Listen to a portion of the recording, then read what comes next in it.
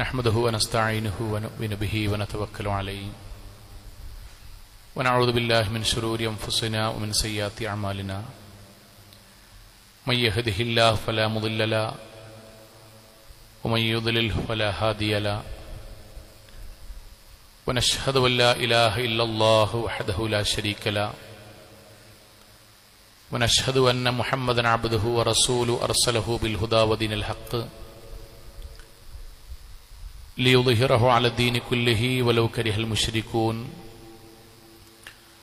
اللهم صل على محمد وعلى آل محمد كما صليت على إبراهيم وعلى آل إبراهيم إنك حميد مجيد اللهم بارك على محمد وعلى آل محمد كما باركت على إبراهيم وعلى آل إبراهيم إنك حميد مجيد أما بعد فإن أصدق الكلام كلام الله وخير الهدي هدي محمد صلى الله عليه وسلم وشر الأمور محدثاتها وكل بدعة ضلالة وكل ضلالة في النار أعوذ بالله من الشيطان الرجيم بسم الله الرحمن الرحيم يا أيها الذين آمنوا اتقوا الله حق تقاته ولا تموتن إلا وأنتم مسلمون സ്നേഹാദരണീയരായ സത്യവിശ്വാസികളെ, വിശ്വാസിനികളെ, ജീവിതത്തിൻ്റെ എല്ലാ മേഖലകളിലും റഹ്മാനായ അള്ളാഹുവിൻ്റെ വിധിവിലക്കുകൾ കഴിവിൻ്റെ പരമാവധി സൂക്ഷിച്ച് നല്ല ഭക്തരായി ജീവിക്കണം എന്നെന്നോടെന്ന പോലെ ഓരോരുത്തരോടും ഉണർത്തുകയാണ്, വസിയത്ത് ചെയ്യുകയാണ്. അള്ളാഹു നമ്മെ എല്ലാവരെയും അനുഗ്രഹിക്കുമാറാകട്ടെ. സത്യവിശ്വാസിയായ ഒരു മനുഷ്യൻ അയാളുടെ ജീവിതത്തിൽ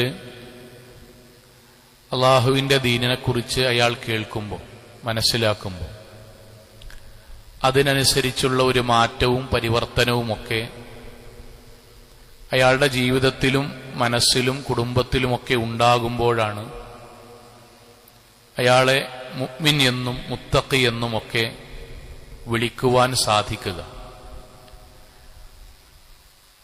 നമ്മുടെ നാട്ടിൽ നമ്മൾ പരസ്പരം അങ്ങോട്ടും ഇങ്ങോട്ടും ചോദിക്കുന്ന ഒരു ചോദ്യമുണ്ട്. ഞാനടക്കമുള്ള ഏത് നാട്ടിലുമുള്ള ആളുകളിൽ വർഷങ്ങളോളമായി ജുമുഅക്ക് പങ്കെടുക്കുന്നു, മക്കൾ മദ്രസയിൽ പഠിക്കുന്നു, മക്കളുടെ വിവാഹങ്ങൾ ഇസ്ലാമികമായി നിക്കാഹ് ഖുത്ബകളൊക്കെ ഉൾക്കൊള്ളിച്ചുകൊണ്ട് നിർവഹിക്കുന്നു, റമദാനുകളിൽ നോമ്പ് നോൽക്കുന്നു. ഇതെല്ലാം വർഷങ്ങളോളമായി നിർവഹിക്കുന്ന ഒരാൾ. പക്ഷേ ജീവിതത്തിൽ പ്രത്യേകിച്ച് മതപരമായ മേഖലയിൽ ഈ വർഷങ്ങളോളമായി ജുമുഅകൾക്കും ക്ലാസുകൾക്കും മക്കൾ മദ്രസയിൽ പഠിച്ചിട്ടും കുടുംബത്തിൽ ഇസ്ലാമികമായി നിക്കാഹൊക്കെ നടന്നിട്ടും മതപരമായ പ്രത്യേകിച്ചൊരു പുരോഗതിയോ ഒരു വ്യത്യാസമോ ഒരുപാട് വർഷങ്ങൾ കഴിഞ്ഞിട്ടും ഇല്ലാതെ ജീവിക്കുന്ന ആളുകൾ നമുക്ക് കാണാം. അതെന്തുകൊണ്ടാണ്? ഒന്നുകൂടി പറഞ്ഞാൽ, 8 കൊല്ലം മുമ്പ് സുബൈക്ക് പള്ളിക്ക് വന്നിട്ടില്ല, 8 റമദാൻ നോമ്പ് പോയിട്ട് ഇപ്പോഴും വരുന്നില്ല. 8 കൊല്ലം മുമ്പ് ഇടക്ക് നിസ്കാരമൊക്കെ യാത്രയിലൊക്കെ മിസ്സാകും, അതിൽ അപ്പോഴൊക്കെ കുറച്ച് ഖേദമുണ്ടായിരുന്നു, ഇപ്പോഴും ഇടക്കൊക്കെ പോവും. 8 കൊല്ലം മുമ്പ്, 5-8 കൊല്ലം മുമ്പ് എന്റെ 1ാമത്തെ കുട്ടി ജനിച്ചപ്പോൾ ഞാൻ അവനെ ദീനിയായിട്ട് വളർത്തിയിട്ടില്ല, 4ാമത്തെ കുട്ടീനെ അങ്ങനെ തന്നെ വളർത്തുന്നു, പ്രത്യേകിച്ച് വ്യത്യാസമൊന്നുമില്ല. ഇതെന്തുകൊണ്ടാണ് സംഭവിക്കുന്നത്? നമ്മളെ കുറിച്ചാണ് സംസാരിക്കുന്നത്. ഇതെന്തുകൊണ്ടാണ് സംഭവിക്കുന്നത്? നമ്മുടെ ജീവിതത്തിൽ മതപരമായ കേൾവി ഉണ്ടാകുന്നു, റമദാനിൽ ഖുത്ബകൾ അതിശക്തമായി കേൾക്കുന്നു, ഇസ്ലാമികമായ പോസ്റ്ററുകൾ നമ്മൾ തന്നെ ആളുകൾക്ക് ഷെയർ ചെയ്യുന്നു. പക്ഷേ നമ്മുടെ ഭൗതികമായി വീട്ടിൽ മാറ്റം വന്നു, ഭക്ഷണത്തിൽ മാറ്റം വന്നു, നമ്മൾ പഴയ വണ്ടി ഒഴിവാക്കി, വീടൊന്നുകൂടി വിസ്താരമാക്കി, ജോലി ഒന്നുകൂടി ഉയരങ്ങളിലേക്ക് പോകാനുള്ള തസ്തികളിലേക്ക് നമ്മൾ മാറി, ഡ്രസ്സിൽ മാറ്റം വരുത്തി, ചെരുപ്പിൽ മാറ്റം വരുത്തി. പക്ഷെ ദീന് പഴയത് തന്നെ എന്നാകാനുള്ള കാരണം എന്താണ്? അതിന്റെ ഒരു ഉത്തരം നമ്മൾ കാണണം. പരിശുദ്ധ ഖുർആന്, അള്ളാഹുവിന്റെ ഗ്രന്ഥം, ഈ വിഷയകരമായി നമ്മൾക്ക് പറഞ്ഞു തരുന്ന സൂറത്ത് സുമറിലെ 71-ാമത്തെ ആയത്തിൽ, ആ ആയത്തിൽ അള്ളാഹു തുടങ്ങുന്നത് വസീഖല്ലദീന കഫറു ഇലാ ജഹന്നമ സുമറ. നാളെ പരലോകത്ത് അള്ളാഹു നരകത്തിലേക്ക് മനുഷ്യരെ കൂട്ടം കൂട്ടമായി സത്യനിഷേധികളെ കൊണ്ടുപോരാണ്. അള്ളാനെ ധിക്കരിച്ച് ജീവിച്ച തോന്നിവാസികളെ അള്ളാഹു നരകത്തിലേക്ക് കൊണ്ടുപോവുകയാണ്. ആ സമയത്ത് അതിന്റെ അവസാന ഭാഗം വഖാല ലഹും ഖസനതുഹാ, നരകത്തിന്റെ മലക്കുകൾ നരകത്തിൽ പ്രവേശിക്കുന്നവരോട് ചോദിക്കാൻ, നമ്മളായിട്ട് ബന്ധിപ്പിച്ച് ആലോചിക്കണം കേട്ടോ, ചോദിക്കാൻ, അലം യഅതികും റുസുലും മിൻകും, എടാ നിന്റെ വിഭാഗത്തിൽ നിന്ന് തന്നെ നിങ്ങളിലേക്ക് പ്രവാചകന്മാർ വന്നില്ലേ? നമ്മളെ പറ്റി പറയാൻ, എടാ എന്റെ നാട്ടിൽ ജുമാ ഖുതുബിൻ ക്ലാസ് ഒക്കെ ഉണ്ടായിരുന്നില്ലേ? യത്ലൂന അലൈക്കും ആയാത്തി റബ്ബിക്കും, അതിലൂടെ അള്ളാഹുവിന്റെ ആയത്തുകൾ നീ കേട്ടിട്ടില്ലായിരുന്നോ? എങ്ങനെയാണ് ജീവിക്കേണ്ടത്, എങ്ങനെയാണ് നിസ്കരിക്കേണ്ടത്, പരലോകത്ത് ആദ്യമായിട്ട് വിചാരണ നടക്കുന്നത് എന്താണ്, വാപ്പാണ്ട് ഉമ്മാണ്ട് പെരുമാറുന്ന എങ്ങനെയാണ്, സമ്പത്തിലെ ഹലാലു ഹറാം, ഇതൊക്കെ ഈ കേട്ടിട്ടില്ലായിരുന്നോ? വയുന്ദിറൂനക്കും ലിഖാഅ യൗമിക്കും ഹാദാ, ഇങ്ങനൊരു പരലോകം വരാണ്ട്, ഖബറിലെ രക്ഷാശിക്ഷകളുണ്ട്, ഖബറിലെ ചോദ്യങ്ങൾ ഇന്നതൊക്കെയാണ്, അതിന് ഉത്തരങ്ങൾ ചെയ്യണമെങ്കിൽ അമലുകൾ ഇന്നാലിന്റെ രൂപത്തിൽ ചെയ്യണം, അള്ളാഹുവിന്റെ പക്കൽ വലത് കൈയിലും ഇടത് കൈയിലും ഗ്രന്ഥം ലഭിക്കുന്ന ആളുകൾ ഇന്നാലിന്റെ രൂപത്തിൽ ജീവിക്കുന്നവരാണ്, ഇതൊക്കെ നീ കേട്ടിട്ടില്ലായിരുന്നോ? അവരുടെ മറുപടി എന്താ പറയാ? ഖാലു, നമ്മൾ പറയും, ബലാ, കേട്ടിരുന്നു, എന്റെ വീട്ടിൽ തഫ്സീർ ഉണ്ടായിരുന്നു, എന്റെ മക്കൾ മദ്രസയിൽ പഠിച്ചിരുന്നു, എന്റെ പെണ്ണ് എന്റെ വീട്ടിൽ എന്റെ ഭാര്യ ലേണിംഗ് ക്ലാസ് എന്ന് പഠിച്ചത് വീട്ടിൽ നിന്ന് ഉറക്കെ വായിക്കുണ്ടായിരുന്നു. അടുത്ത വാക്ക് വലാക്കിൻ, പക്ഷേ. എന്താണ് പക്ഷേ? ആ പക്ഷയാണ് പ്രശ്നം. എന്താണ് പക്ഷേ? ഞങ്ങൾ കേട്ടിരുന്നു, ഇത് ഞങ്ങൾ തൗഹീദിന്റെ മഹല്ലാണ്, തഫ്സീർ എഴുതിയ പണ്ഡിതന്മാരുടെ മഹല്ലാണ്, ഞങ്ങൾക്കിത് ചെറുപ്പം മുതലേ അറിയാം. ബലാ, പടച്ചോനെ ഇത് ഞങ്ങൾ കേട്ടിരുന്നു, ഞങ്ങൾക്ക് ഇതിന്റെ നിയമങ്ങൾ അറിയാം, എന്നോ കേൾക്കാൻ തുടങ്ങിയിരിക്കണ്. പക്ഷെ വലാക്കിൻ, എന്താണ് വലാക്കിൻ? എന്താണ് വലാക്കിൻ എന്നറിയോ? വലാക്കിൻ എന്ന് പറഞ്ഞാൽ കേട്ടു, അത് ഞങ്ങളുടെ ജീവിതത്തിൽ ഞങ്ങളുമായി ബന്ധിപ്പിച്ച് ഞങ്ങൾ ആലോചിച്ചതേയില്ല. ആ പറയുന്ന ആയത്തും ഞാനും എന്താണ് എന്ന് ഞങ്ങൾ ചിന്തിച്ചതേയില്ല. ആ പറയുന്ന മതനിയമവും ആ പറയുന്ന പ്രവാചകന്റെ ഹദീസും എന്റെ കുടുംബജീവിതവും എന്റെ കച്ചവടവും എന്റെ കുട്ടികളും എന്റെ വേഷവും എന്റെ സമ്പത്തുമായിട്ട് ഞാൻ ഒരിക്കൽ പോലും ചിന്തിച്ചില്ല. അള്ളാഹുവിന്റെ വാക്കെന്താ അറിയോ? ഹഖ്ഖത്ത് കലിമത്തുൽ അദാബി അലൽ കാഫിരീൻ, അവരുടെ മേലിതാ എന്റെ ശിക്ഷ ഞാൻ സത്യപ്പെടുത്തിയിരിക്കുന്നു. സഹോദരങ്ങൾ, ഒരു കാര്യം അറിയണം, ദീന് കേട്ടു എന്നതുകൊണ്ട് മാത്രം ഒരാളുടെ ജീവിതത്തിൽ മാറ്റം ഉണ്ടാകൂല. കേട്ട ദീനുമായി ജീവിതത്തെ ബന്ധിപ്പിച്ച് ആലോചിക്കുന്നവരെ മാറുള്ളൂ. 8 കൊല്ലം ഖുത്ബ കേട്ടുകൊണ്ട് ഒരാൾ മാറൂല. ഏതെങ്കിലും ഒരു ഖുത്ബയിൽ പറയുന്ന ആശയം, പടച്ചോനെ ഇന്നോടാണല്ലോ അത് പറയണത്, ആ പറയുന്ന ആയത്ത് പ്രകാരം ഞാൻ അള്ളാഹുവിന് ഇഷ്ടപ്പെട്ട ആളാണോ അല്ലയോ എന്ന് ചിന്തിക്കണുണ്ടല്ലോ, ഓനെ സ്വർഗുള്ളൂ. തൗബ നടക്കണമെങ്കിൽ, തൗബ സ്വർഗത്തിന്റെ ഭാഗല്ലേ, തൗബ ചെയ്യണമെങ്കിൽ എന്തുണ്ടാണം? ചിന്തിക്കണം. കേട്ടാ പോരാ, പടച്ചോനെ അത് തെറ്റേനില്ലേ, അത് ചെയ്യാൻ പാടില്ലാത്തതേനില്ലേ, എനിക്കറിയില്ലായിരുന്നില്ലേ, പടച്ചോനെ എങ്കിൽ ഞാൻ അള്ളാഹിനോട് ഇതാ പശ്ചാത്തപിക്കുന്നു. അയാൾ പണ്ഡിതന്മാരോട് ചോദിക്കും, ഞാൻ എന്താ ചെയ്യേണ്ടത്? സഹോദരങ്ങളെ, എന്താ ചെയ്യേണ്ടത് എന്ന് ചോദിക്കുവാൻ, അള്ളാഹുവിനോട് ഖേദപ്രകടനം നടത്തുവാൻ, ദീനിനനുസരിച്ച് ചിന്തിക്കാൻ കഴിയണം, ചിന്തിക്കാൻ ശ്രമിക്കണം. ഞാൻ അള്ളാഹുവിനോട് നന്ദി കാണിക്കുന്ന ഒരു അടിമയാകാൻ എന്റെ ജീവിതത്തിൽ എന്താ വേണ്ടി? അള്ളാഹ് തന്ന അനുഗ്രഹങ്ങളെ കുറിച്ച് ഞാൻ ചിന്തിക്കണം. എനിക്കൊരു അസുഖം വന്നിട്ട് എന്റെ കുട്ടിനെ ആശുപത്രി കൊണ്ടുപോകുമ്പോൾ, പടച്ചോനെ 21 കൊല്ലായിട്ട് 21 കൊല്ലമായിട്ട് നട്ടലിന് ക്ഷതം പറ്റി അവനവന്റെ കുട്ടി ജീവിതത്തിൽ ഇന്ന് വരെ 21 വയസ്സായിട്ട് 6 വയസ്സുകാരന്റെ ബുദ്ധിയുള്ള എത്രയോ ഉമ്മിമ്പാപ്പി ഇവിടെ ഉണ്ടല്ലോ. നാദാ 4 ദിവസം അടുപ്പിച്ച് ആശുപത്രിക്കല്ല കൊണ്ടുപോയിട്ടുള്ളൂ, അൽഹംദുലില്ലാ എന്ന് പറയണമെങ്കിൽ ചിന്തിക്കണം കൂട്ടരെ, ചിന്തിക്കണം. കേട്ടാ പോരാ, ഞാൻ 2 മിനിറ്റ് ഇരുന്നിട്ട് ആലോചിക്കണം. തൗബ നടക്കണമെങ്കിൽ, അള്ളാഹിനോട് ഞാൻ അടുക്കണമെങ്കിൽ, അർശിന്റെ തണൽ കിട്ടണമെങ്കിൽ, ഹൗലുൽ കൗസറിലെ വെള്ളം കുടിക്കാൻ കഴിയണമെങ്കിൽ, ദീന് കേൾക്കുന്നതിനനുസരിച്ച് എന്റെ ജീവിതത്തിൽ ആലോചിക്കുകയും ചിന്തിക്കുകയും വേണം. ആ ചിന്തക്കാണ് സ്വർഗം, ആ ചിന്തക്കാണ് സ്വർഗം. ആ ചിന്തയില്ലായ്ക കൊണ്ടാണ് നരകത്ത് പോണ്. നിങ്ങൾ കേട്ടിട്ടില്ലേ എത്രയോ ആളുകൾ പറയണത്? നമുക്ക് തന്നെ അനുഭവം ഉണ്ടാവില്ലേ? എത്ര ആളുകൾ, മൗലവി ഞാൻ സക്കാത്തിനെ പറ്റി ഇങ്ങനൊന്നും കേട്ടിട്ടില്ലേ കേട്ടോ, ഞാൻ 10-50 കൊല്ലമായിട്ട് ഇങ്ങനൊന്നല്ലായിരുന്നു, ഞാൻ കഴിഞ്ഞ വർഷം മുതൽ കൊടുക്കാൻ തുടങ്ങി. മുമ്പ് ചെയ്തത് എന്താ ചെയ്യേണ്ടത്? അദ്ദേഹം 50 കൊല്ലത്തിന് ശേഷം ആദ്യമായി ക്ലിപ്തപ്പെടുത്തി സക്കാത്ത് കൊടുക്കാൻ കാരണം എന്താ അറിയോ? മിമ്പർ ഒന്നൊരായത്ത് കേൾക്കുമ്പം പടച്ചോനെ അത് ഇന്നെ പറ്റിയിട്ടാണല്ലോ എന്നയാൾക്ക് മനസ്സിലായി. അയാൾ വീട്ടിൽ പോയിട്ടും പള്ളിക്കൊന്നും ചിന്തിച്ചിട്ട് പരിഹാരം അന്വേഷിച്ചപ്പോഴാണ് അയാൾ മുഅ്മിനായത്. അതുവരെ മുഅ്മിനായിട്ടില്ല. നമ്മൾ പല ആളുകളുമായി നമ്മുടെ സംസാരത്തിൽ വരുന്ന അബദ്ധങ്ങൾ നമ്മൾ പറയില്ലേ, ഞാനേ പലപ്പോഴും എന്റെ നാവുന്ന് ഇങ്ങനെയൊക്കെ വരലുണ്ടായിരുന്നു, അത് പാടില്ലേനില്ലേ, ഇനി എന്താ ചെയ്യേണ്ടത്?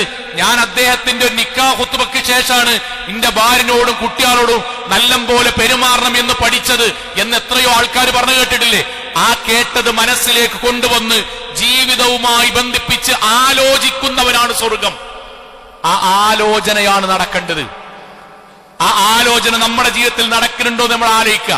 വ്യക്തിപരമായിട്ടൊരു ചോദ്യം, ഞാനും നിങ്ങളും ഓരോ ഖുത്ബയും ക്ലാസും യൂട്യൂബിൽ കേൾക്കുന്ന പ്രസംഗവും ഓരോന്ന് കേൾക്കുമ്പം പടച്ചോനെ എന്റെ ജീവിതവും അതും എങ്ങനെയാണ് എന്ന് ആലോചിക്കാറുണ്ടോ? ആ ആലോചിക്കാത്തത് കൊണ്ടാണ് ഖാലൂ ബല, അല്ലാഹുവേ ഞാൻ കേട്ടിരുന്നു, ആയത്തിന്റെയും ഹദീസിന്റെയും അർത്ഥം അറിഞ്ഞിരുന്നു, ഇസ്ലാമിന്റെ നിയമറിഞ്ഞു, വലാക്കിൻ പക്ഷെ ഞാൻ എന്റെ ജീവിതമായിട്ട് ബന്ധപ്പെടുത്തിയില്ല. നിങ്ങൾ ആലോചിച്ച് നോക്കൂ, പരലോകത്ത് കോടാനുകോടി മനുഷ്യർ അതിശക്തമായ വെയിലത്ത് നിൽക്കുന്ന സമയത്ത് ഏറ്റവും വലിയ അനുഗ്രഹം കിട്ടുന്ന ആൾക്കാരാരാ? നമുക്ക് എല്ലാവർക്കും ഒരു അള്ളാഹുവിന്റെ അർശിന്റെ തണൽ കിട്ടുന്ന ആൾക്കാരാണ്.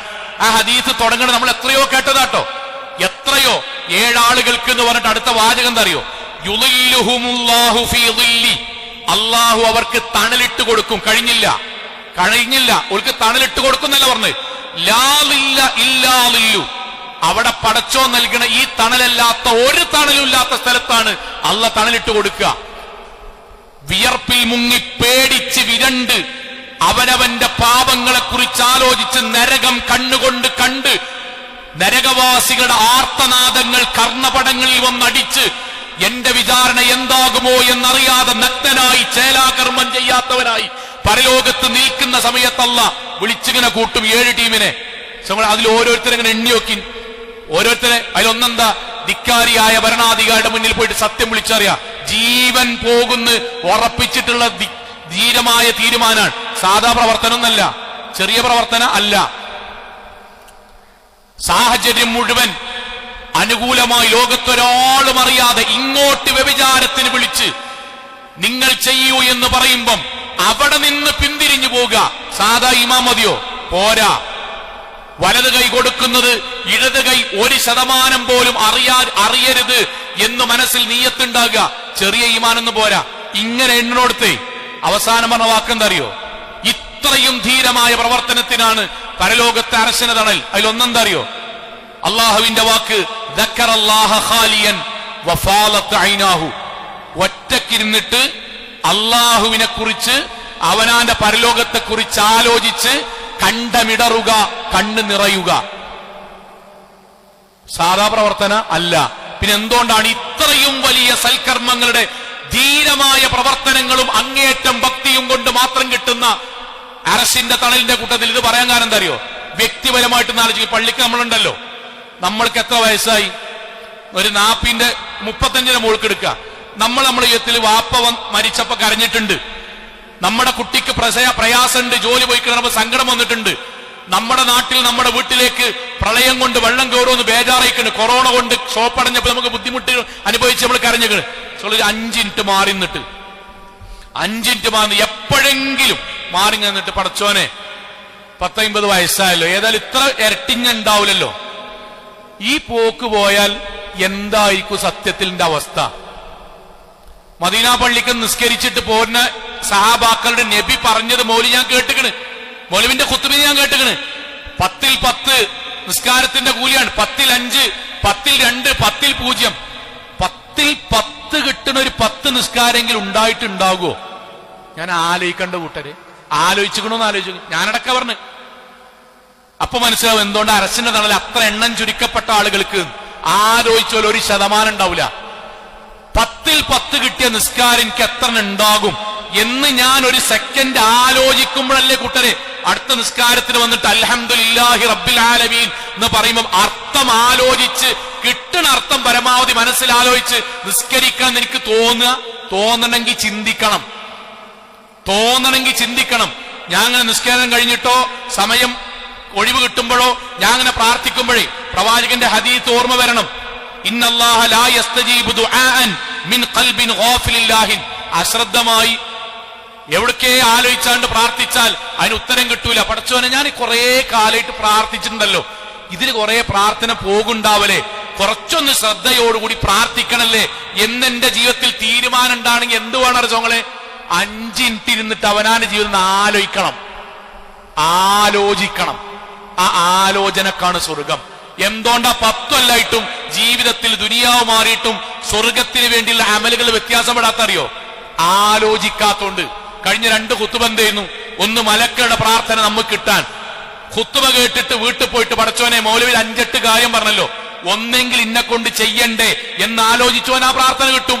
അല്ലാത്തോനോ ഓനാ ഖുത്ബ കേട്ട് പോകുണ്ടാവും. കഴിഞ്ഞ വെള്ളിയാഴ്ച നമ്മൾ പറഞ്ഞെന്താ അറിയോ? സൽക്കർമ്മങ്ങൾ ചെയ്തവന് അള്ളാഹു നൽകുന്ന 9ഓളം നന്മകൾ. ആ സൽക്കർമ്മങ്ങൾ 9ഓളം നന്മകളിൽ ഏതെങ്കിലും ഒന്നോർത്ത് വീട്ടിൽ പോയിട്ട് ആലോചിച്ചോൻ പടച്ചോനെ 2 റക്അത്ത് സുന്നത്ത് എല്ലാ ദിവസവും ഇൻഷാ അല്ലാഹ് നിസ്കരിക്കുക, അല്ലെങ്കിൽ ആഴ്ചയിൽ ഒരിക്കൽ 2 റക്അത്ത് ദുഹ നിസ്കരിക്കുക, അല്ലെങ്കിൽ എപ്പോഴെങ്കിലും മാസത്തിലൊരിക്കൽ ഒരു 100 റുപ്യ അള്ളാന്റെ മാർഗ്ഗം സ്ഥിരമായിട്ട് സ്വതക്ക കൊടുക്കുക. അത് നീയത്താക്കിയിട്ട് സൽക്കർമ്മമായിട്ട് നീയത്ത് വെച്ച് കൊടുക്കുക. എങ്കിൽ ഈ 9 എണ്ണം എനിക്ക് കിട്ടുമല്ലോ എന്ന് ചിന്തിക്കണോന് ആമല് കിട്ടും. ചിന്തിക്കാത്തതുകൊണ്ടാ സ്വങ്ങളെ മാറ്റണ്ടാകാത്തത്. ചിന്തിക്കാത്തത് കൊണ്ടാണ്. അതുകൊണ്ടാണ് പരിശുദ്ധ ഖുർആൻ നമ്മളോട് പറയുന്നത്, അല്ലാഹു സുബ്ഹാനഹു വ തആല നമ്മളോട് പറഞ്ഞ വാക്ക് വമൻ അറാദൽ ആഖിറ. നമ്മൾ കേട്ടായത്താണ്. ആരെങ്കിലും പരലോകം ഉദ്ദേശിക്കുന്നുണ്ടെങ്കിൽ, പരലോകത്തെക്കുറിച്ച് അവിടെ സ്വർഗം കിട്ടണം, അള്ളാഹുവിന്റെ പക്കൽ നിന്ന് എനിക്ക് സ്വർഗം ലഭിക്കണം, അള്ളാഹു എനിക്ക് വലത് കൈയിൽ ഗ്രന്ഥം നൽകണം, അർശിനെ നൽകണം എന്നാരെങ്കിലും ആഗ്രഹിക്കുന്നുണ്ടെങ്കിൽ അപ്പോൾ അതിനെപ്പറ്റി ചിന്തിക്കും. അങ്ങനെ ചിന്തിക്കുന്നവനാണ് അവനെ അതിനനുസരിച്ച് പ്രവർത്തിക്കാൻ കഴിയുള്ളൂ. അല്ലാത്ത യാന്ത്രികമായിട്ട് പോവും. അവനാന്റെ ജീവിതം ഓരോരുത്തരും ആലോചിച്ചു നോക്കോണ്ടി. എന്തുകൊണ്ടാ നമുക്കൊരു മാറ്റം ഉണ്ടാകാത്തത്? എന്തുകൊണ്ടാ? പണ്ടിൽ അതേമാതിരി ഇപ്പോഴും അന്ന് റമദാനിൽ നോമ്പോക്കും, ഇന്ന് റമദാനിൽ നോമ്പോക്കും. ഒരു 2 റക്അത്ത് സുന്നത്തും കൂടി 10 കൊല്ലത്തിനിടക്ക് കൂട്ടിയിട്ടുണ്ടാവില്ല. ഞാൻ ഇന്നാ പറയണത് വ്യക്തിപരമായിട്ട് ആലോചിക്കും. ഒരു 2 റക്അത്ത് സുന്നത്ത് പോലും വ്യക്തിപരമായിട്ട് വർദ്ധിപ്പിച്ചിട്ടുണ്ടാവില്ല. 10 കൊല്ലായിട്ട് 2000 റുപ്യ ശമ്പളം കൂട്ടിയിട്ടില്ലെങ്കിൽ നമ്മൾ പറയില്ലേ 10 കൊല്ലായിടാന്ന് പറയില്ലേ? 2 റക്അത്ത് സുന്നത്ത് പോലും 10 കൊല്ലായിട്ട് വർദ്ധിപ്പിച്ചിട്ടുണ്ടാവില്ല. ഒരു 10 സുബ്ഹാനല്ലാഹ് 10 കൊല്ലത്തിനിടയ്ക്ക് നമ്മൾ വ്യക്തിപരമായി മുമ്പ് ചെയ്തതിനേക്കാൾ 10 എണ്ണം ഏറെ അധികം നമ്മൾ ചെയ്തിട്ടില്ലെങ്കിൽ നമ്മളെ എവിടുക്കാ നമ്മൾ ഈ പോണത്? ചിന്തിക്കാത്തതുകൊണ്ടാണ്. ആ ചിന്തക്കാണ് അള്ളാഹു അർശിന്റെ തണൽ എന്ന് പറഞ്ഞ് നമ്മളെ സഹാബാക്കളെ എന്തുകൊണ്ടാ മാറിയതെന്നതിന്റെ ഒരൊറ്റ ഉത്തരവുള്ളൂ. നബിന്റെ ഖുത്ബ കേട്ടതുകൊണ്ട് അല്ല. നബിന്റെ ഖുത്ബ കേട്ടിട്ട് ഒരു ഇരുന്നിട്ടാണ് ആലോചിക്കും. നബി പറഞ്ഞത് ഇന്നെ പറ്റിയിട്ടാണല്ലോ, നബി പറഞ്ഞത് ഇന്റെ കുടുംബത്തെ പറ്റിയിട്ടാണല്ലോ, നബി പറഞ്ഞത് ഇന്റെ കച്ചവടത്തെ പറ്റിയിട്ടാണല്ലോ. ഇനി എന്താ പടച്ചോനെ ചെയ്യ? നബി പറഞ്ഞത് ഞാൻ ചെയ്യണ ഈ കച്ചവടത്തിന് ബർക്കത്തുണ്ടെന്നാണ്. അള്ളാഹുവേ ആ ബർക്കത്ത് നിലനിൽക്കണമേ എന്ന് പ്രാർത്ഥിക്കും. നബി പറഞ്ഞത് ഞാനാ ചെയ്ത, നബിന്റെ ഖുത്ബയിൽ കേട്ടത് ഞാനാ ചെയ്തതിൽ എന്തോ ഒരു തെറ്റുണ്ടെന്നാണ്. അള്ളാഹുവേ ഞാനാ ചെയ്ത തെറ്റ് നീ പൊറുക്കണമെന്ന് തേടും. ചിന്തിക്കൂ 2 മിനിറ്റ്. നമുക്കറിയില്ലേ അബൂ ഹുറൈറ റളിയല്ലാഹു അൻഹു നബിന്റെ പള്ളിക്ക് നബിന്റെ ക്ലാസ്സിനിരിക്കുകയാണ്. അപ്പോഴാണ് പ്രവാചക സല്ലല്ലാഹു അലൈഹി വസല്ലം ആയത്തോതിയത്. ഏതായത്ത്? ഒരു തവണ ഈ മിമ്പർമെന്ന് നമ്മൾ പറഞ്ഞതാണ്. അല്ലദീന യൻഖുദൂന അഹദല്ലാഹി മിൻ ബഅദി മീസാഖി വയഖ്തഊന മാ അമറല്ലാഹു ബിഹി അൻ യൂസല വയുഫ്സിദൂന ഫിൽ അർദ് ഉലൈക ഹുമുൽ ലഅന വലഹും അസൂഉദ്ദാർ. അല്ലാഹ് പറഞ്ഞ ഏതെങ്കിലും ബന്ധങ്ങൾ മുറിച്ചു കളഞ്ഞ് ഈ ദുനിയാവെന്ന് മരിച്ചു പോണ ആളുകൾക്ക്, ഏതാ ബന്ധം എന്ന് പറഞ്ഞിട്ടില്ല കേട്ടോ. അല്ല നിശ്ചയിച്ച ബന്ധങ്ങൾ മുറിക്കരുത് എന്ന് പറഞ്ഞ ബന്ധങ്ങൾ മുറിച്ചു കളഞ്ഞ് മരിച്ചുപോയ ആളുകൾക്ക് അള്ളാഹുവിന്റെ മലക്കുകളുടെ മുഅ്മിനീങ്ങളുടെ ശാപമുണ്ടാകും. വലഹും അസൂഉദ്ദാർ. അവർക്ക് നാളെ പരലോകത്ത് നരകമുണ്ടാവും. കട്ടണ്ടറായ നിയമമാണ്. ക്ലാസ് അബൂ റളാൻ പോയി. ക്ലാസ് നടന്നുകൊണ്ടിരിക്കുമ്പോൾ ആയത്തിന്റെ വിശദീകരണം നബിയുടെ അബൂ റളാൻ പോയി. അദ്ദേഹം തിരിച്ചു വന്നപ്പോഴേക്കും നബീന്റെ ക്ലാസ് കഴിഞ്ഞ് നബി ചോദിച്ചു, അബൂ ഹുറൈറ എവിടേക്കാടാ പോയത്? നബിയെ, കുടുംബത്തിലെ മുതിർന്ന ഒരാളോട് ഞാൻ തെറ്റി നിൽക്കേനി, എനിക്ക് എന്റെ ഭാഗത്ത് ന്യായം ഉണ്ടേനി, പക്ഷെ അള്ളാഹുവിന്റെ ആയത്ത് തെറ്റ് നിൽക്കണോ, ന്യായോ അന്യായോ എന്നല്ലെന്ന് പറഞ്ഞ് സലാം പറയുന്ന ബന്ധം അവിടെ ഉണ്ടാവണം. അതിന്റെ അപ്പുറത്ത് നാട്ടിൽ ആരെന്ത് പറഞ്ഞാലും അയിമ മൈൻഡ് കൊടുക്കരുത്. ഈ ലോകത്ത് ശാപം ഉണ്ടാവും, പരലോകത്ത് സ്വർഗത്തിൽ നിന്ന് അകറ്റപ്പെട്ട് നരകത്തേക്ക് പോകേണ്ടി വരും. നബിയെ, ഞാൻ പോയി സലാം പറഞ്ഞു പോകുന്നു. ഞാൻ ചോദിക്കാട്ടോ, ഈ ആയത്ത് ഈ മിമ്പർമെന്ന് കേട്ടിട്ടില്ലേ? കേട്ടിക്കണ്. ആരെങ്കിലും കുത്തുപഞ്ഞു പോയിട്ട് മൗലവിന്റെ പരിശുദ്ധ ഖുർആനിലെ ആയത്താണ് മൗലവി ഉദ്ധരിച്ച് ആ ആയത്ത് കേട്ട് അബൂ ഹുറൈറ റളിയല്ലാഹു അൻഹു മാറിയിക്കണ്. പടച്ചോനെ, എടവണ്ണിയില്ല, ഞാൻ അബൂ ഹുറൈറ റളിയല്ലാഹു അൻഹു അത്ര ചെയ്താലും പൊന്തണ്ട ഒരാളല്ലല്ലോ, സഹാബിന്റെ അത്രയും കൂടി നമുക്ക് റേഞ്ചില്ലല്ലോ, ആയത്തിനെതിരായി പ്രവർത്തിക്കേണ്ട ആളല്ലല്ലോ നമ്മള്. ഞാൻ പോയിട്ട് ജേട്ടനോട് സലാം പറയട്ടെ, അയലോക്കക്കാരനോട് കൈയൊടുക്കട്ടെ, കുടുംബത്തിലൊരാളെ വീട്ടിൽ പോയി സന്ദർശിക്കട്ടെ, ഫോണിലൂടെയെങ്കിലും ബന്ധം പുതുക്കട്ടെ എന്ന് തീരുമാനിച്ച എത്ര ആൾക്കാരുണ്ടാവും? സോണെ, എത്ര ആൾക്കാരുണ്ടാവും? നമ്മള് ഇപ്പോഴെവിടെ നിൽക്കണറിയോ? ഇപ്പോഴെവിടെ? വളപ്പക്ക് ചവിട്ടണ്ട, മരിച്ചാലും കാണാൻ വരണ്ട, മയ്യത്ത് നിസ്കരിക്കണ്ട, അന്നോട് മുണ്ടിയിട്ട് കിട്ടുന്ന സ്വർഗക്ക് തൽക്കാലം വേണ്ട, അനക്കാരാ അഹമ്മദ് എന്നറിയില്ല, അനക്കാരാ ഞാനും അറിയില്ല. സോളി, എന്താ മാറാത്തറിയോ? ആയത്ത് നമുക്ക് വെറും നിസ്കാരത്തിനും നോമ്പിനും ബാക്കിയുള്ളവനെ നന്നാക്കാനുള്ള മാത്രമായി നമ്മൾ കൊണ്ടടക്കണം. ഒരു സലാം പറയാൻ പോലും ഒരായത്ത് കൊണ്ട് കഴിയാത്ത നമുക്ക് എങ്ങനെ കൂട്ടർ അല്ലാണ്ട് സ്വർഗം ചോദിക്കാൻ കഴിയാ? ഞാൻ നിരാശപ്പെടുത്തല്ല, ആലോചിക്കും. ഞാനടക്ക പറഞ്ഞ് ആലോചിക്കും. ഞാൻ എന്താ ആലോചിക്കണ്ടറിയോ? ഈ നാട്ടിലെ മുഴുവൻ ആൾക്കാരുടെ ദീന് പറയുമ്പം ഖത്തീബായ നിന്നെ പരലോകത്തള്ള കോടിക്കണക്കിന് മനുഷ്യന്മാരെ മുന്നിൽ വിചാരണക്കെടുക്കും. ഈ പറയുന്ന കാര്യമൊക്കെ ജീവിതത്തിൽ ഉണ്ടായിനോ? അന്ന് പേടിക്കേണ്ടിരുന്നു. ഞാൻ ചിന്തിക്കുമ്പോൾ സൗങ്ങളെ പറയുന്ന വിഷയത്തിന് ആധികാരികത ഉണ്ടാകുക, പരമാവധി അത് ചെയ്യാനുള്ള മനസ്സുണ്ടാകുക. ചിന്തിക്കാൻ നമുക്ക് കഴിയണം. ചിന്തിക്കാൻ എത്രയോ ആളുകൾ ഖുത്ബ കേട്ട്, നമ്മൾ പറയില്ലേ, ഖുത്ബ കേട്ടിട്ട് വന്നിട്ട് പറയും, മാതാപിതാക്കളുമായി ബന്ധപ്പെട്ട ഖുത്ബ കേട്ട്, മിനൽ കബായിരി, വൻപാപത്തിൽപ്പെട്ടതാണ്, മൻ സബ്ബ വാലിദൈ, ഉമ്മാനോടും ബാപ്പാനോടും അങ്ങേയറ്റം മോശമായി അവർക്ക് വെറുപ്പുണ്ടാണ് വർത്താനം പറയല്.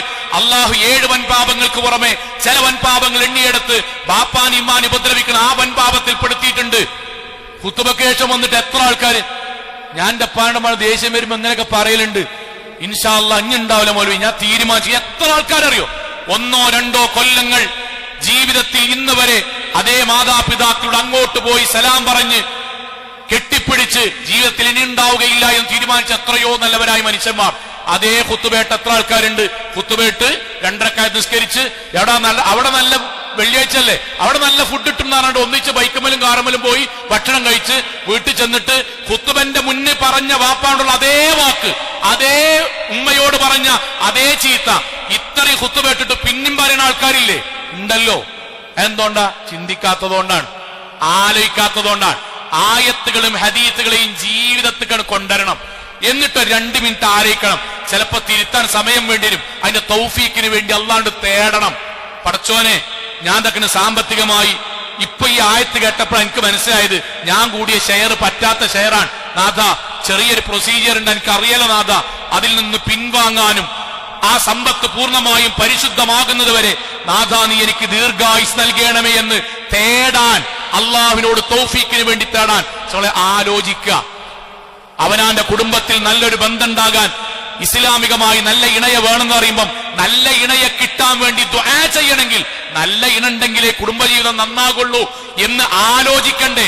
പ്രാർത്ഥന നടക്കണമെങ്കിൽ ആലോചന വേണം, തൗബ നടക്കണമെങ്കിൽ ആലോചന വേണം, മാറ്റങ്ങൾ ഉണ്ടാകണമെങ്കിൽ ആലോചന വേണം, അള്ളാഹുവിനോട് അടുക്കണമെങ്കിൽ ആലോചന വേണം, തെറ്റുകളിൽ നിന്ന് മോചിതമാകാൻ ആലോചന വേണം. കേൾവി മാത്രം പോരാ സഹോദരങ്ങളെ. അതുകൊണ്ടാണ് നാളെ പരലോകത്ത് അല്ലാഹു സുബ്ഹാനഹു വ തആല നരകത്തിലേക്ക് പ്രവേശിക്കുന്ന ആളുകളോട് നിങ്ങൾ എന്തേ ഇവിടെ എത്തിയത് എന്ന ചോദ്യത്തിന് അവര് പറഞ്ഞ വാചകം അതുകൂടി പറഞ്ഞ് അവസാനിപ്പിക്കുക. എന്താ പറഞ്ഞറിയോ? ലൗ കുന്നാ, ഞങ്ങളായിരുന്നെങ്കിൽ, നസ്മഉ, ദീന് കേട്ടിരുന്നെങ്കിൽ, ഒന്നാമത്തെ ഭാഗമാണ് കേട്ടു, ഔ നഅഖിൽ, ആ കേട്ട ദീനനുസരിച്ച് ജീവിതത്തിലേക്ക് കൊണ്ടുവന്ന് എന്റെ ജീവിതവും ആ ആയത്തും എന്റെ കുടുംബവും ആ ഹദീസും എന്റെ ജീവിതത്തിന്റെ രഹസ്യവും ആ ഖുത്ബയും എങ്ങനെയുണ്ട് എന്ന് ഞാൻ ചിന്തിച്ച് മാറ്റം വരുത്തിയിരുന്നുവെങ്കിൽ മാ കുന്നാ ഫീ അസ്ഹാബി സഈർ, ഒരിക്കലും വേദനാജനകമായ ശരീരത്തിന്റെ ഓരോ രോമകൂപങ്ങളിലും 1000 വേദനയോടുകൂടി ആർത്തിരമ്പി വരുന്ന നരകത്തിന്റെ തീജ്വാലയിൽ പെടുമായിരുന്നില്ല നാഥ എന്ന് അവിടെ വെച്ച് കരയേണ്ട ഒരു അവസ്ഥ ഉണ്ടാകും. അള്ളാഹു കാത്തുരക്ഷിക്കുമാറാകട്ടെ.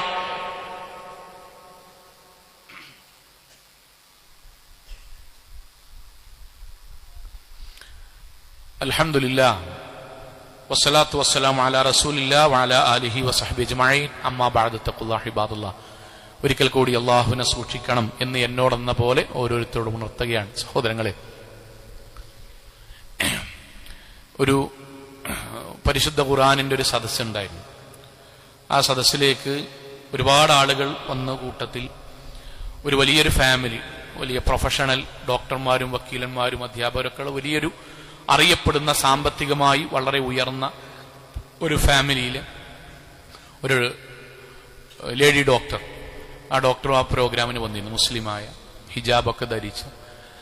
അപ്പോൾ ഖുർആൻ അനുഭവങ്ങൾ പറയാൻ വേണ്ടി പറഞ്ഞപ്പം ആ സഹോദരി, ആ ഡോക്ടർ എഴുന്നേറ്റ് എന്നിട്ട് പറഞ്ഞു, ഞാൻ നിങ്ങൾക്കറിയാവുന്നതുപോലെ വലിയൊരു കുടുംബത്തിൽ, സാമ്പത്തിക ഒരു കുടുംബത്തിൽ, എല്ലാ ഭൗതികമായ ആഢ്യത്വങ്ങളും നിറഞ്ഞ ഒരു കുടുംബത്തിലാണ് ജനിച്ചത്. ഞങ്ങൾക്ക് ഞങ്ങളുടെ സമാന മനസ്കതയുള്ള വാട്സപ്പ് ഗ്രൂപ്പ് ടീമുണ്ട്, സ്ത്രീകളുടെ ഒരു ടീമുണ്ട്. അതിൽ ഞങ്ങൾ ടൂർ പോണിനെ പറ്റി, പുതിയ ഫാഷൻ, അതേപോലെ ഭക്ഷണം, കുക്കിംഗ്, വ്യത്യസ്തങ്ങളായ ഞങ്ങളുടേതായ ചർച്ചകൾ ഇങ്ങനെ നടക്കുകയാണ്. അപ്പൊ ഞങ്ങളുടെ കൂട്ടത്തിൽ നേതൃത്വം നൽകിയിരുന്ന നല്ല ആക്റ്റീവായ ഇതൊരു വക്കീൽ ജോലി അങ്ങനെ എന്തോ ചെയ്യുന്ന ഒരു സഹോദരൻ, ഒക്കെ മുസ്ലിം സഹോദരങ്ങളാണ്. പെട്ടെന്ന് നെഞ്ചുവേദന വന്ന് ഞങ്ങളുടെ കൂട്ടത്തിൽ നിന്ന് ആ സഹോദരി മരിച്ചുപോയി.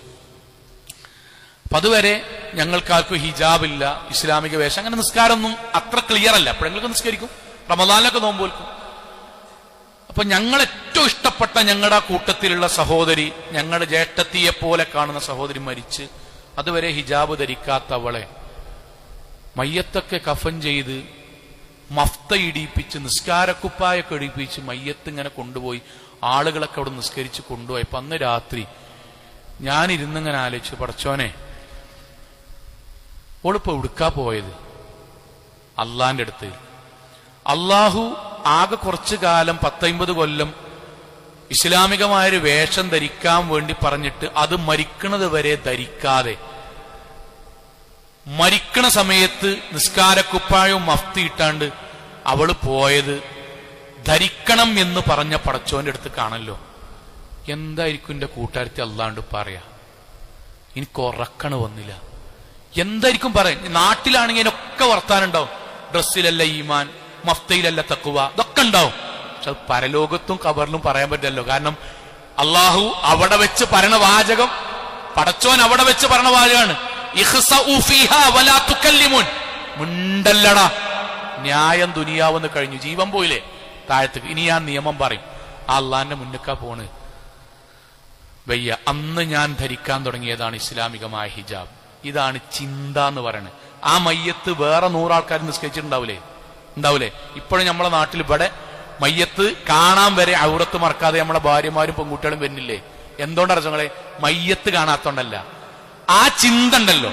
എവിടേക്ക് പോയി? യുവാക്കളെ, എങ്ങനെ നിസ്കാരം പോകാതൊക്കെ അറിയോ? എങ്ങനെ നിസ്കാരം പോകാതൊക്കെ അറിയോ? എടവണ്ണ അങ്ങാടിന്ന് ടിപ്പറുമായിട്ട് ബൈക്ക് കൂട്ടിയിടിച്ചിട്ട് ആംബുലൻസിൽ കൊണ്ടുപോയിട്ട് ജീവൻ പോയി എന്ന് പറയുമ്പം, പടച്ചോനെ, 18-ാം വയസ്സിൽ എന്റെ ചങ്ങായി എവിടുക്കാ പോയത്? എവിടുക്കാ പോയത്? അള്ളാന്റെ അടുത്തേക്ക്. അവനോട് എന്താ അള്ളാഹ് ചോദിക്കുക? തൗഹീദ് ഉണ്ടെങ്കിൽ നിസ്കാരം. അതിന് പടച്ചോൻ എനിക്ക് 18 വയസ്സായിട്ടുള്ളൂ എന്ന് പറഞ്ഞാൽ ഉത്തരാണോ? അല്ല. പടച്ചോനെ, പോകരുത്, ഇനി എന്റെ ജീവിതത്തിൽ ഞാൻ അത് നഷ്ടപ്പെടുത്തൂല എന്ന് തീരുമാനിക്കണമെങ്കിൽ ആക്സിഡന്റ് കണ്ടാ പോരാ, മരണം കണ്ടാ പോരാ, അവിടുന്ന് ആലോചിക്കാനുള്ള തീരുമാനം ഉണ്ടാവണം. ഒറ്റ കാര്യം കൂടി പറയണം, ഒറ്റ കാര്യം.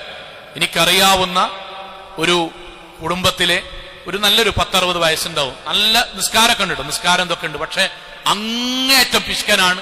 കുടുംബപരമായി നല്ല ധനമുണ്ട്, മക്കൾ വരക പൈസ ഉണ്ട്, ഒക്കെ ഉണ്ട്. അദ്ദേഹത്തും അധ്വാനിച്ചുണ്ടാക്കിയ പൈസ ഉണ്ട്. ഒന്നും അള്ളാഹുവിന്റെ മാർഗ്ഗത്തിൽ ചെലവഴിക്കുകയല്ല. ദീനുമായി ബന്ധപ്പെട്ട ഒരു സംഗതി കൊടുക്കൂല, നാട്ടിലെ പാവപ്പെട്ടവർക്ക് വേണ്ടി ഒരു കിറ്റിന് കൊടുക്കൂല, ഒന്നിനും, പഠനത്തിനൊന്നും കൊടുക്കൂല. അതിനൊക്കെ അദ്ദേഹത്തിന് ന്യായം ഉണ്ടായിരുന്നു. ഞാൻ അധ്വാനിച്ചുണ്ടാക്കിയ പൈസ നിങ്ങൾക്ക് പള്ളിക്കാർക്ക് തരാനുള്ളതല്ല, നാട്ടുകാർക്ക് കൊടുക്കാനുള്ളതല്ല, ഞാൻ നയിച്ചുണ്ടാക്കിയത്. അങ്ങനെ പറയും, അങ്ങനെ പറയും. അള്ളാഹുവിന്റെ ഒരു കലാപ്രകാരം അദ്ദേഹത്തിന്റെ ജ്യേഷ്ഠൻ മരിച്ചു. അദ്ദേഹം ജീവിച്ചിരിക്കെ ജ്യേഷ്ഠൻ മരിച്ചു. ജ്യേഷ്ഠനും ഇതേപോലെ ധനാഢ്യാണ്, കോടിക്കണക്കിന് സമ്പത്താണ്. ജ്യേഷ്ഠൻ ഇതേ സ്വഭാവമാണ്.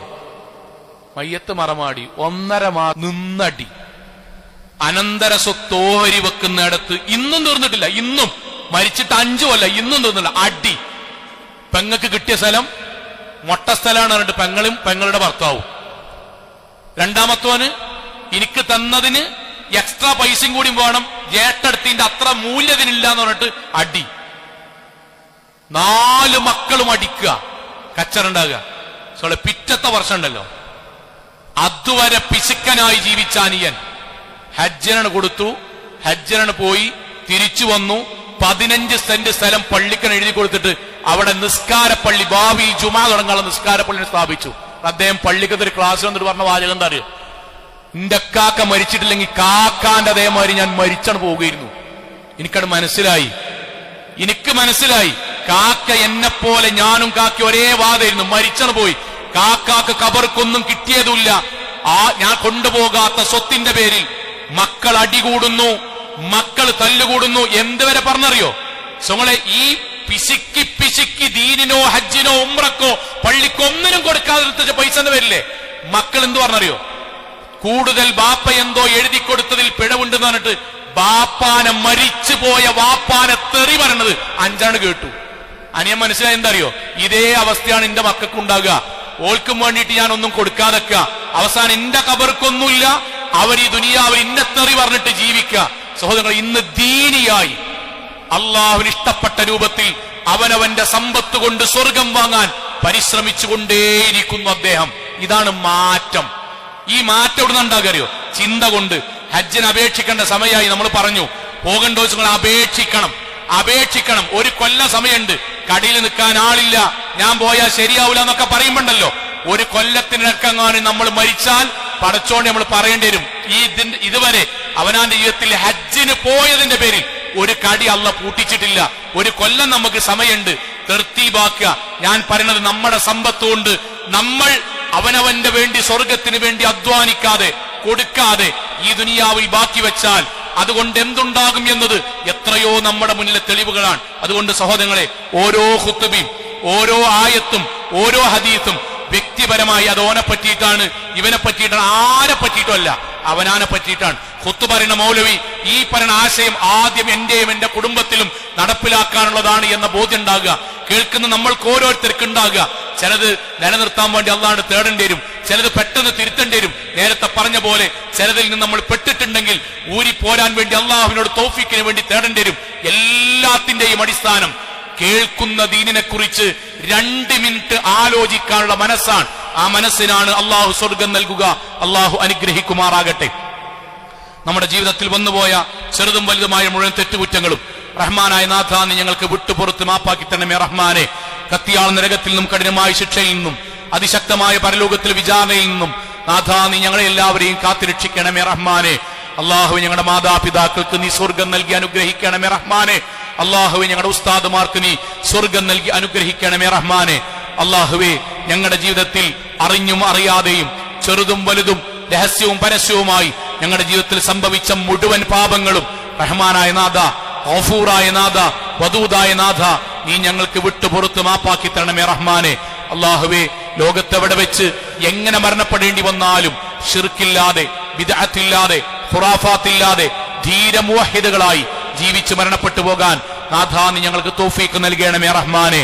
അള്ളാഹുവെ ഞങ്ങളുടെ മക്കളിലൂടെ ഞങ്ങളുടെ ഇണകളിലൂടെ നീ കൺകുളിർമ പ്രദാനം ചെയ്യണമേ റഹ്മാനെ. അള്ളാഹുവെ ദീനിയായ കുടുംബമാക്കി ഞങ്ങളുടെ കുടുംബത്തെ നീ മാറ്റി തീർക്കണമേ റഹ്മാനെ. അള്ളാഹുവെ ഇസ്ലാമികമായി ജീവിക്കാൻ പറ്റുന്ന നല്ല പ്രദേശമായി, നല്ല രാജ്യമായി ഞങ്ങളുടെ രാജ്യത്തെയും ഞങ്ങളുടെ പ്രദേശത്തെയും നീ മാറ്റി തീർക്കണമേ റഹ്മാനെ.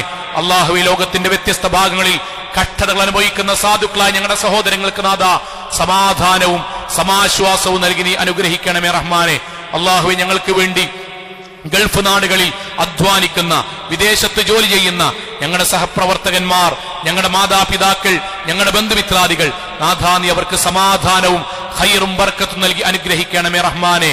അള്ളാഹുവെ രോഗം കൊണ്ട് ബുദ്ധിമുട്ടുന്ന ആളുകൾക്ക് രോഗശമനവും, സാമ്പത്തികമായി ബുദ്ധിമുട്ടുന്ന ആളുകൾക്ക് സാമ്പത്തികമായ വർധനവും, കടം കൊണ്ട് പ്രയാസപ്പെടുന്ന ആളുകൾക്ക് ഹലാലായ മാർഗത്തിൽ വീട്ടുവാനുള്ള തൗഫീഖ് നാഥ നീ ഞങ്ങൾക്ക് എല്ലാവർക്കും നൽകി അനുഗ്രഹിക്കണമേ റഹ്മാനെ. اللهم اغفر للمؤمنات والمسلمين والمسلمات الأحياء منهم والأموات إنك مجيب الدعوات يا قاضي الحاجات. اللهم أجرنا من النار، اللهم أجرنا من النار، اللهم أجرنا من النار റബ്ബന ആതിനാ ഫിദ്ദുനിയ ഹസന വഫിൽ ആഖിറതി ഹസന